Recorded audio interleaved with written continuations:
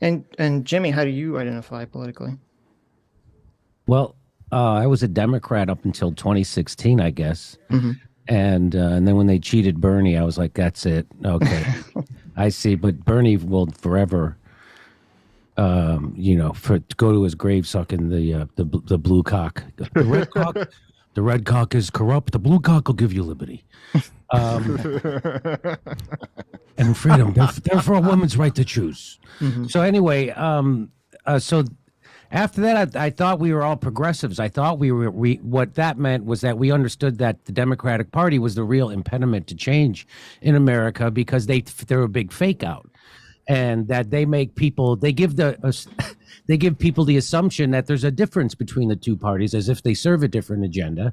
And if turns out if you voted for AOC or Bernie, you were voting for Joe Biden and Nancy Pelosi because they've just gone along with their agenda 100%. Now, and they don't take corporate money, yet that's how weak they are.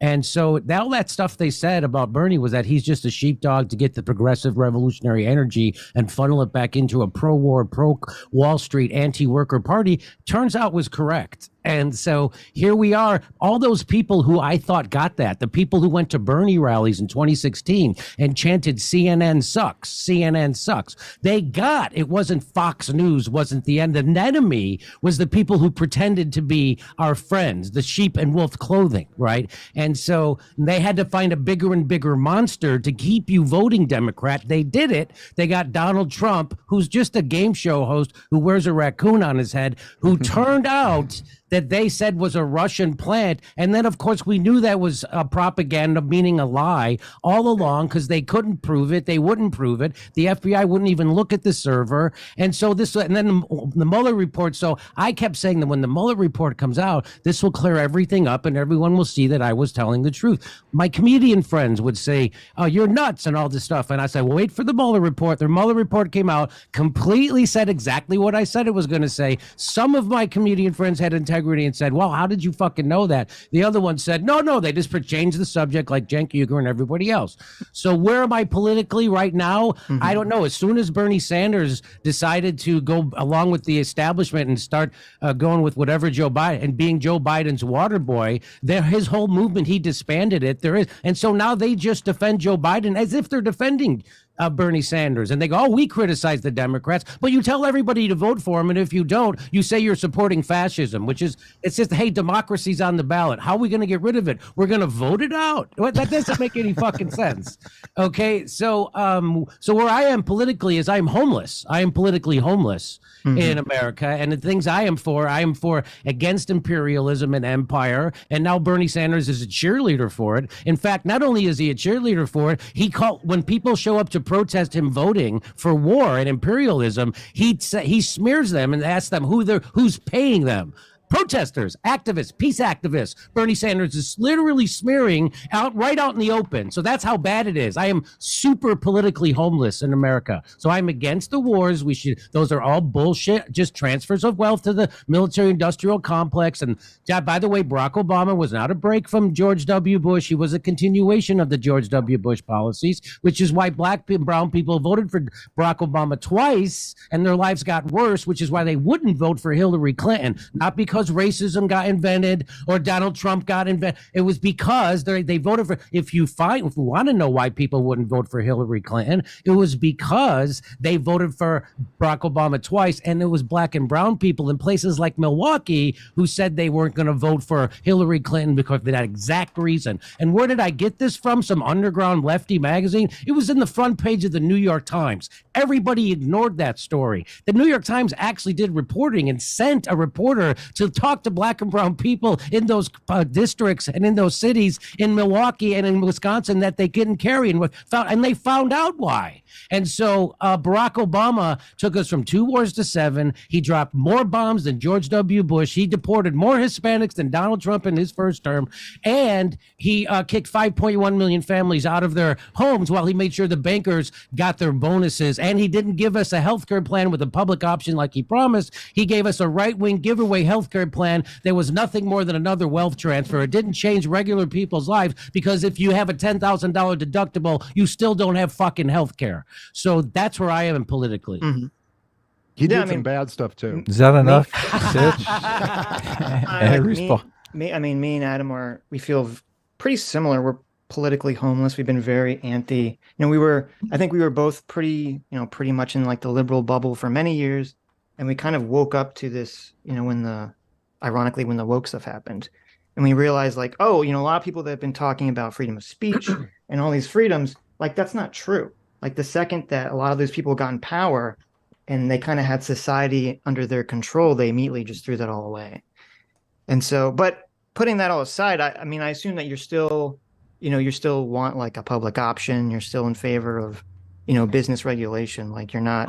How could you? You're not like a libertarian or something like Dave is. I don't even think I don't know if libertarians are against a public option is you decide to buy into a Medicare. So it's not forced on anybody, but you get to do that. So to me, I think at the least we should give that. That's what Joe Biden actually ran on. And of course, right. As soon as he got elected, he never brings it up. Not only does he not bring it up, but Bernie Sanders doesn't bring it up. The squad doesn't bring it up. AOC doesn't bring it up. Nobody brings it up. No reporters bring it up. The only people who bring it up, I think, is the people on my show. So that's it. Right. But so democracy's at stake, Jimmy. We don't have time for your problems. Yeah, and so the thing is, the idea that when you vote Democrat, you're voting for the lesser of two evil is not actually true.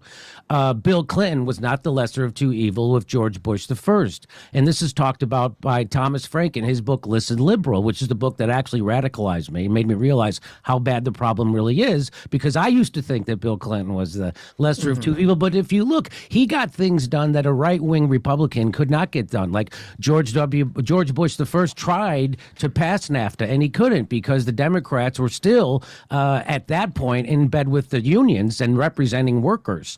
And so the Blue Dog Democrats wouldn't vote for it. Well, Bill Clinton came in and he was so popular, he gave cover to those Blue Dog Democrats to vote for NAFTA, which cut the legs out from underneath unions for a whole generation. So and then he went on to deregulate media, which took us from 50 giant companies down to 6, which is why you don't have any actual reporting, which is why people don't know what's going on in Ukraine, because we've gotten rid of all the media and people like us who actually do tell the truth. People say we're doing Russian propaganda. One more thing is that Bill Clinton then deregulated Wall Street and he repealed Glass-Steagall, right? The crowning jewel of FDR but he got rid of it, and within 10 years they crashed the economy, right? And so then you go from George Bush to Barack Obama. He did all those things, like I said. He took us from 2 wars to 7. Remember when Donald Trump, his first thing he did when he became president is he banned Muslim refugees at the airport, and all those Democrats said that's racist, but they never stopped to ask, why are there Muslim refugees at the airport in the first place?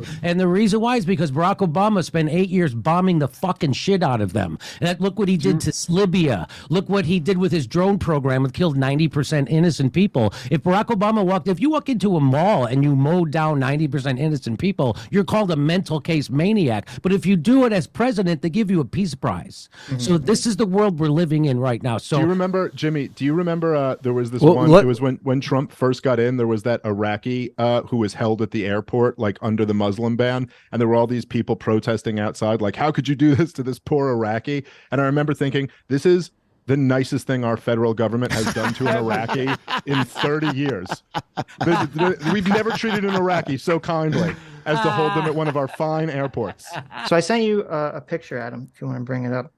One of the main piece of evidence that I see cited, that you cited, Dave, that Jimmy cited many months ago about this claim that the U.S. coup Ukraine was, as you said, the Victorian. You're really going to debate this? You're going to debate whether fucking the United States couped Ukraine? You guys enjoy it. Take care, you guys. This has been fun. Thanks for coming on, Jimmy. Take care. Okay. And I really appreciate you saying I was funny. I think that I cannot, no matter who it is, if they find me funny, I have a spot for them in my heart.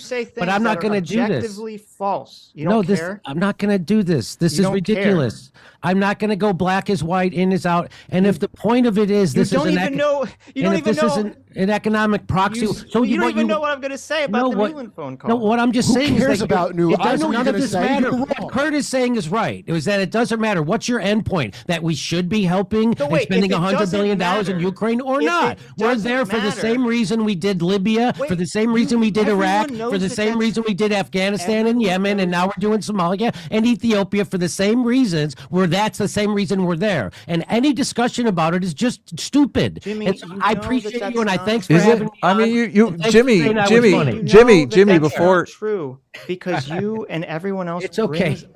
Everyone else brings this stuff up in your videos. It's okay. If it didn't matter, you wouldn't bring it up. It's okay. It's okay. It's good talking. Honest to God, you guys, you could have it out with Dave. Dave, he's doing a great job, and there's no reason for me to get upset.